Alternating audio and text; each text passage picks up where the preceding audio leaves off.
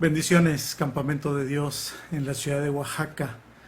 Les envío un abrazo cariñoso de parte mío y de mi familia desde la ciudad de Monterrey. Y también esta palabra de gratitud por invitarme a ser parte de la experiencia de adoración de este domingo y también esta experiencia de encuentro con el Señor y con su palabra, donde reafirmamos nuestra fe, pero también reafirmamos nuestro compromiso con la misión.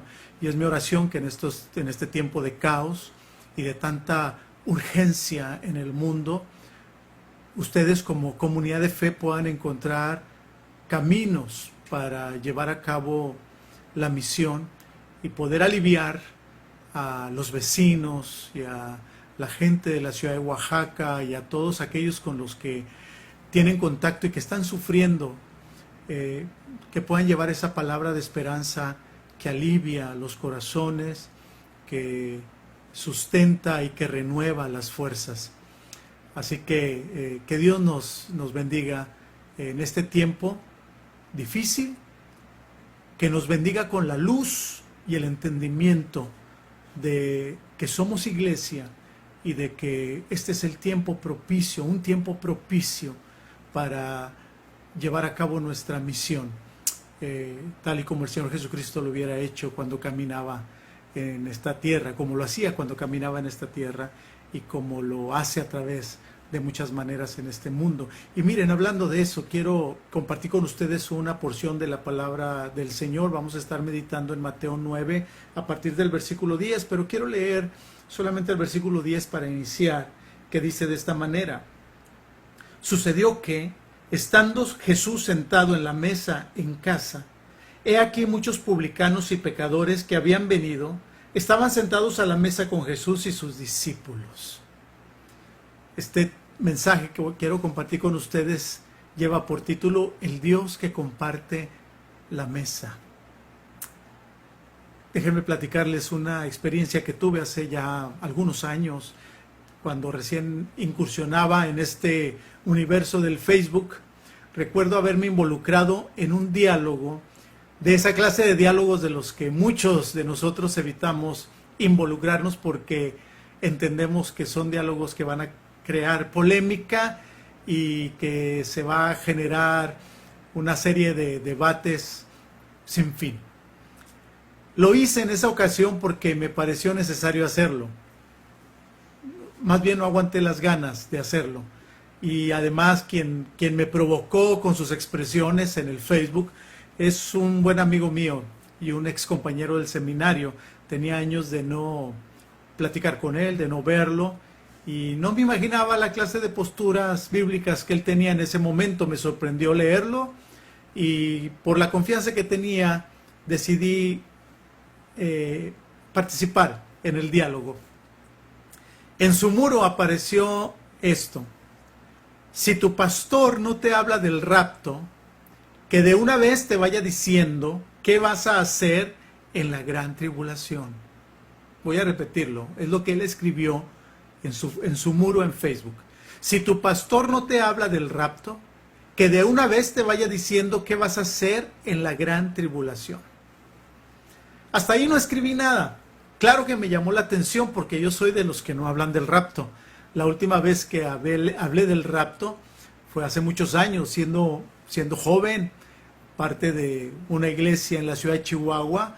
Los jóvenes de la federación me pidieron que preparara un tema para el campamento de ese año acerca del rapto. Y mientras estudiaba los textos bíblicos, asumiendo yo que existía el rapto, descubrí que no había tal cosa como el rapto, o por lo menos un rapto en el sentido en el que se predica o se habla o se lee en muchos libros escatológicos. Quizá ya algunos de ustedes están reaccionando un poco con esto que apenas estoy empezando a decir. Aprovecho para recomendarles un foro que se llevará a cabo en las próximas semanas. Podrán pedir información al hermano Jorge. Un foro sobre escatología donde se van a analizar diferentes posturas, ¿no?, de los últimos tiempos. Pero esa fue la última vez que yo hablé del rapto. Así que cuando él mencionaba, si tu pastor no te habla del rapto, yo pastor que no habla del rapto, pues mi atención fue así atraída por ese comentario. Hasta ahí no dije nada. Pero al siguiente día, él escribió esto como una continuación de lo que había dicho. Estas fueron sus palabras escritas. Si no se cree en el rapto, hacemos del sacrificio de Cristo algo incompleto, ya que no nos puede salvar de tan grande mal. Hablando de la gran tribulación, porque la postura del rapto es que los que creen en Cristo serán llevados de una manera instantánea, y los que se queden se pasarán por la gran tribulación y muchos se arrepentirán en ese tiempo. Esa es la postura que hay detrás de esta escuela de pensamiento que se conoce como el premilenialismo. Pero bueno, al siguiente día él escribió esto, ¿ok? Lo voy a volver a repetir. Si no se cree en el rapto, hacemos del sacrificio de Cristo algo incompleto, ya que no nos puede salvar de tan grande mal. Chihuahua, pensé yo, me voy a arriesgar.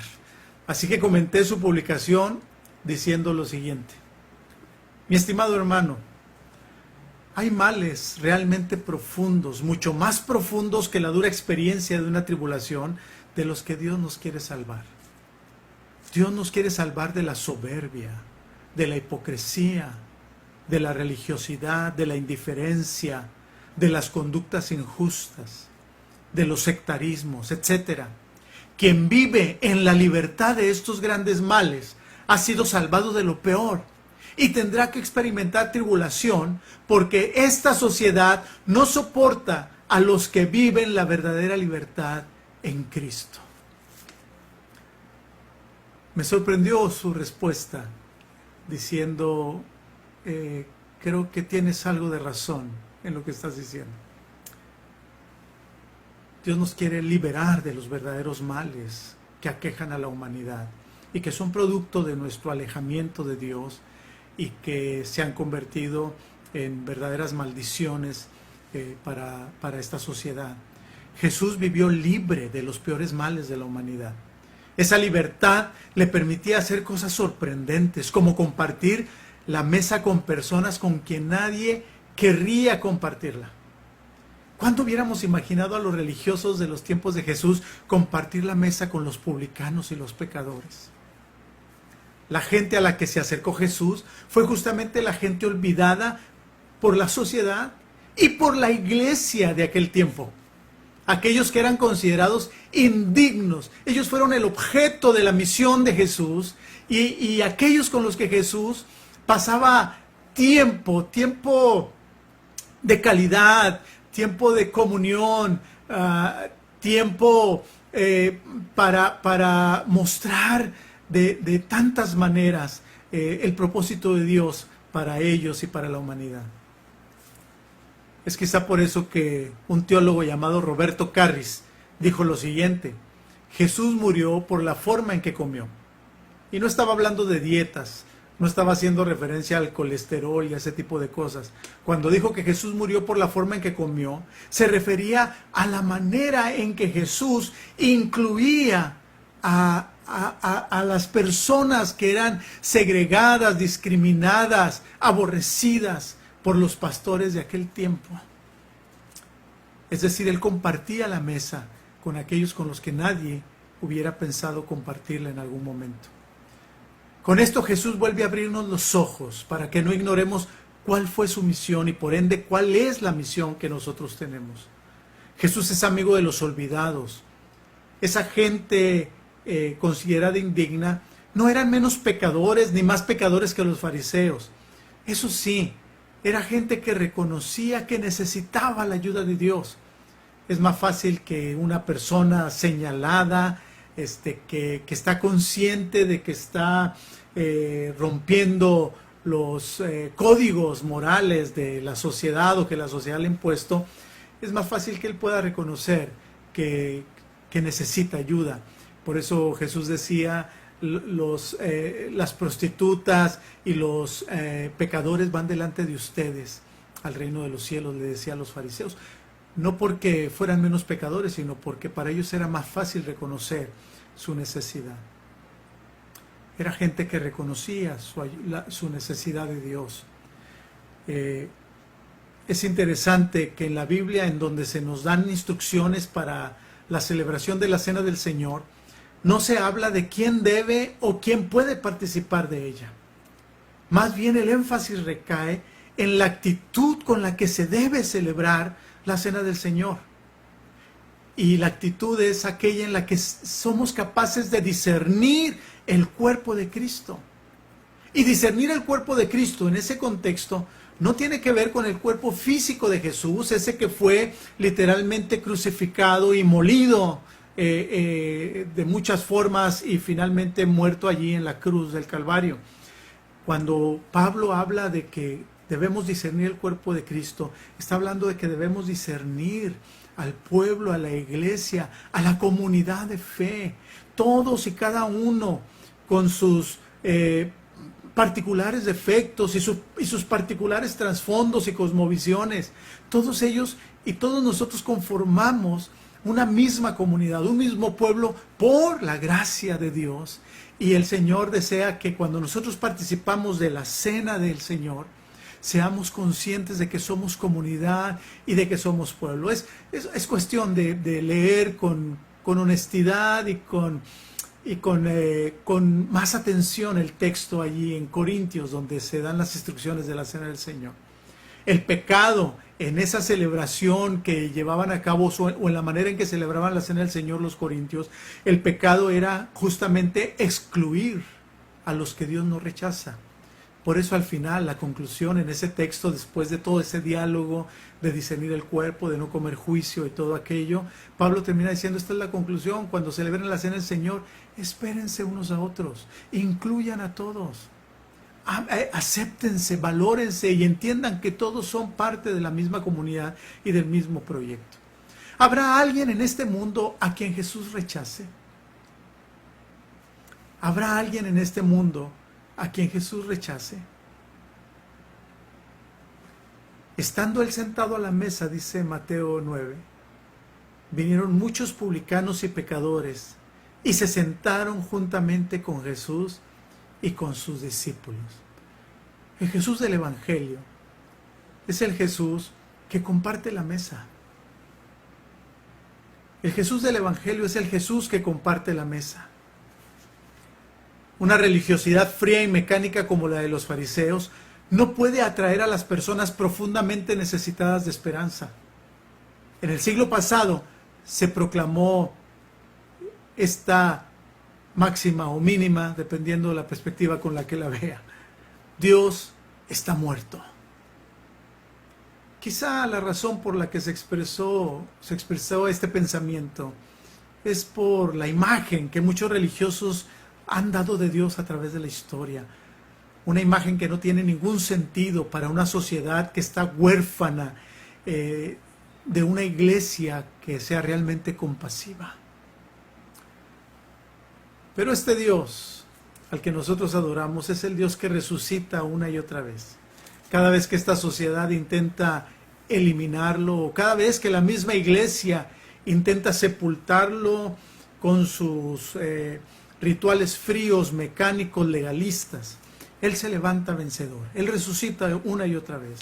Cada vez que la religiosidad sin entrañas intenta matarlo, Él se levanta más vivo que nunca, haciendo el bien, sembrando la esperanza y liberándonos de nuestros más grandes males.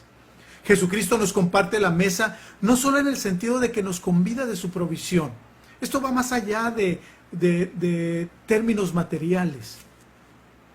Cuando la Escritura dice que Él compartía la mesa, está diciendo que comparte nuestra experiencia, que se sienta con nosotros, que nos acepta. Lo más espiritual que puede hacer la iglesia de Jesucristo en este tiempo de pandemia es aprender a caminar entre los necesitados del mundo, entre los que están sufriendo por los embates de esta tribulación. Dicho sea de paso, en la iglesia nadie debe atravesar sus penurias en soledad. La iglesia es ese laboratorio donde aprendemos a ser solidarios, donde aprendemos a acompañar al que está en profunda y verdadera necesidad. Mientras en nuestras propias congregaciones haya gente sufriendo solo, muy difícilmente aprenderemos a hacer comunidad para aquella gente que está fuera de la iglesia. Y el ejemplo de Jesucristo fue justamente ese, el hacer comunidad con aquellos que son rechazados, aquellos que no son tomados en cuenta. Solo así, cumpliendo la misión como Jesús la cumplía, los creyentes podremos ejercer una acción pastoral que honre los propósitos divinos para la humanidad. Así que el punto número 1 es este: el Jesús del Evangelio es el Jesús que comparte la mesa. Es el Jesús que no rechaza a nadie. ¿Habrá alguien en este mundo al que Jesús le diga, no, tú no lo mereces? Por supuesto que no. La respuesta es obvia. Así que este Jesús nos invita hoy, en este día y en este tiempo de tanta crisis y de tanta necesidad, a ser una comunidad que comparte la mesa con todo aquel que quiera y necesita acercarse. Los siguientes versículos dicen de esta manera, versículos 11 y 12. Como vieron esto los fariseos, dijeron a los discípulos, ¿por qué come vuestro maestro con los publicanos y pecadores? Al oír esto Jesús les dijo, los sanos no tienen necesidad de médico, sino los enfermos. Qué importante es entender las palabras de Jesús aquí. He venido a dar salud a los enfermos. Esta humanidad, esta sociedad de la cual somos parte, es una sociedad enferma, una humanidad caída. Es decir, es una humanidad alejada de Dios por su propia decisión. Esta declaración de Jesús es sumamente importante porque nos ayuda a mantener el equilibrio de nuestro entendimiento del Evangelio. Miramos a esta sociedad con gracia, sí, con misericordia, con amor, pero no ignoramos que somos una sociedad pecadora, que el hombre y la mujer sin Dios están ciegos. No podemos dejar de lado la responsabilidad humana. Cuando dejamos de lado esa responsabilidad de cada hombre y de cada mujer por su actitud de rechazo a Dios, pervertimos el mensaje del Evangelio. Juan Pablo II dijo, y dijo bien cuando expresó estas palabras, no necesitamos un mundo más humano, sino más divino. Eso es lo que hace el Evangelio. Trae el cielo a la tierra. El reino de los cielos se ha acercado. Dios no nos busca para apapacharnos, nos busca para aliviarnos y para transformarnos de nuestra condición. La tolerancia a las maneras de ser de cada quien no es la respuesta tampoco. La respuesta es el amor, porque el amor es la estrategia de Dios contra el pecado. El amor cubre multitud de pecados. Seamos comunidades amables y compasivas. Urgen iglesias tiernas al estilo de Jesús. No iglesias que apapachan todo lo que sucede, sino iglesias que miran con compasión, con amor y compromiso a esta sociedad, entendiéndose que es parte de esta sociedad pecadora, que ha sido alcanzada por la gracia de Dios y que a través de esa misma gracia podemos llevar a cabo la misión de transformación de esta sociedad. Puedo recordar una ocasión que llegué a una iglesia en el estado de Oaxaca, allá por el rumbo del Istmo. Hace algunos años me invitaron a participar dando un concierto. Yo no conocía esta iglesia, llegué por primera vez, llegué temprano para preparar algunas cosas y allí en el templo solamente estaban dos personas, una hermana y un joven. Estaban en diferentes lugares sentados. La hermana, cuando me vio, se acercó muy amablemente a saludarme, a darme la bienvenida. Y entonces me habló del joven que estaba allí.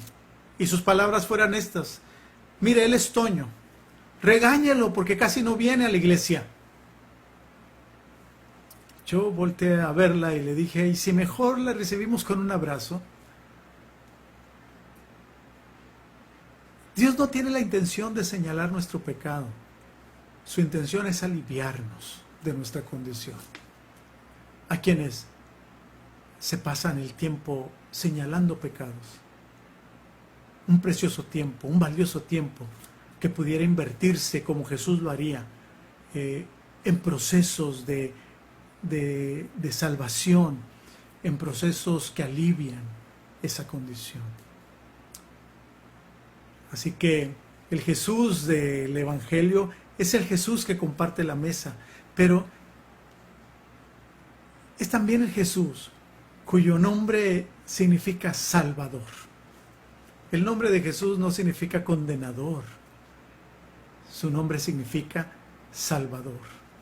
Si bien no viene para darnos una palmadita en la espalda, sí viene para aliviar nuestra condición y transformarnos para su proyecto y para su propósito. Pero por último, vean lo que dice el versículo 13. Qué manera de cerrar de este relato. Jesús habla y dice: y pues, y aprended lo que significa misericordia quiero y no sacrificio, porque no he venido a llamar a justos, sino a pecadores al arrepentimiento. Aprendan lo que significa misericordia quiero. Campamento de Dios, aprendamos lo que significa misericordia quiero y no sacrificio.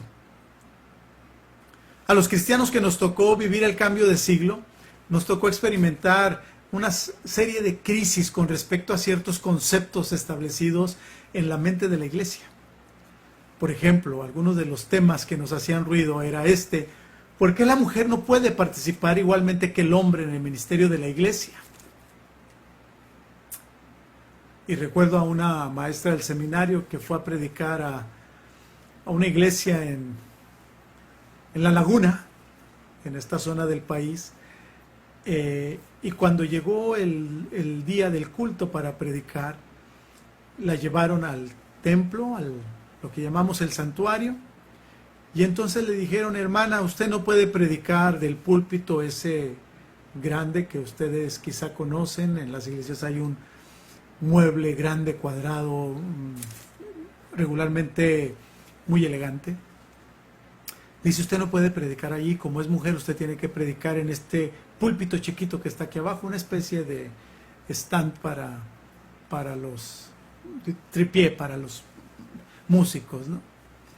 La hermana muy tranquila les dijo: en realidad no importa de dónde, hermano, de donde sea que predique les voy a decir lo mismo.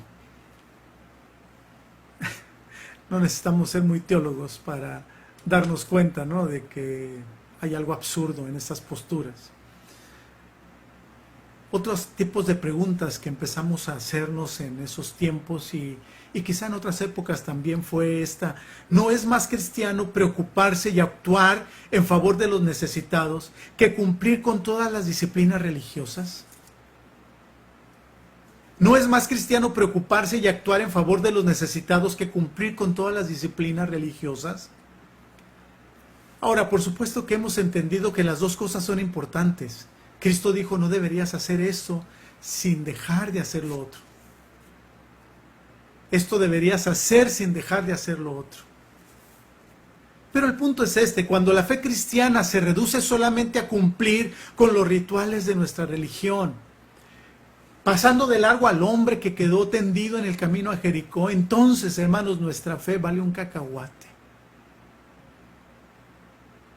Si estamos obsesionados y somos perfeccionistas en todo lo que tiene que ver con nuestras reuniones, y que todo lo que hacemos cuando estamos reunidos funcione como funciona un reloj, cada cosa en su lugar, y el sonido y la tecnología y las palabras y la oratoria que hacemos desde el sermón y nuestras posturas, si todo eso nos obsesiona, pero olvidamos al hombre tirado en el camino a Jericó, entonces nuestra fe no vale más que un cacahuate.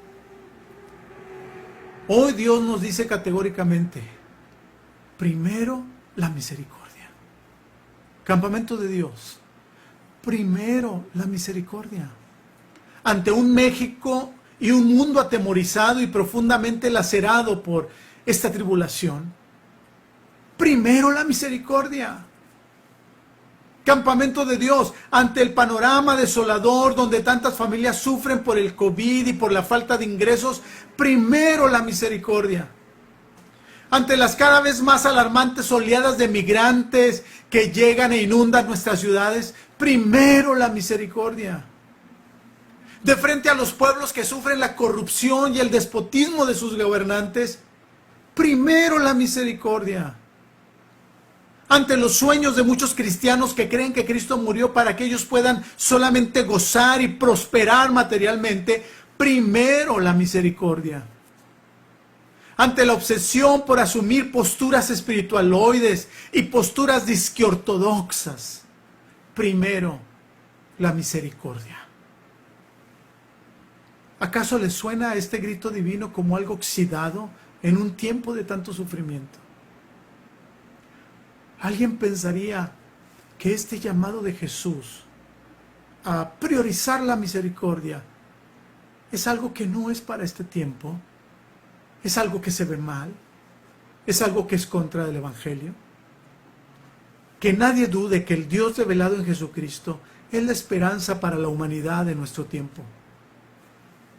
Campamento de Dios, sean una iglesia que comparte la mesa. Que la salvación de los oprimidos sea su consigna.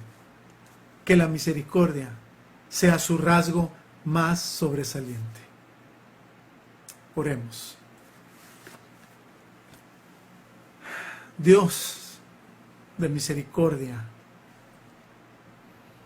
tan grande ha sido esta misericordia que has venido a nuestro encuentro y te has despojado para que nosotros podamos recibir alivio de nuestra condición perdida. En este tiempo, Señor, de tanto sufrimiento, de tantas malas noticias,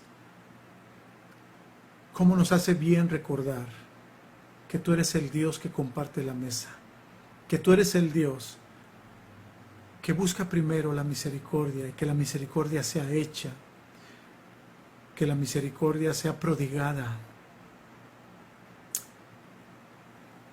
Y esperas que nosotros como pueblo tuyo, Señor, podamos extender nuestra mano y llevar misericordia. Oro por Campamento de Dios, que sigan siendo luz en la ciudad de Oaxaca y en todos aquellos lugares por donde tú quieras llevarlos y que ellos puedan participar para que proyectos de misión puedan llevarse a cabo. Que nunca olviden que primero es la misericordia. Que se respire la misericordia en todas las dinámicas que realicen. Que se desborde la misericordia desde la comunidad hacia toda la sociedad que les rodea. En Cristo Jesús te lo ruego. Amén. Bendiciones.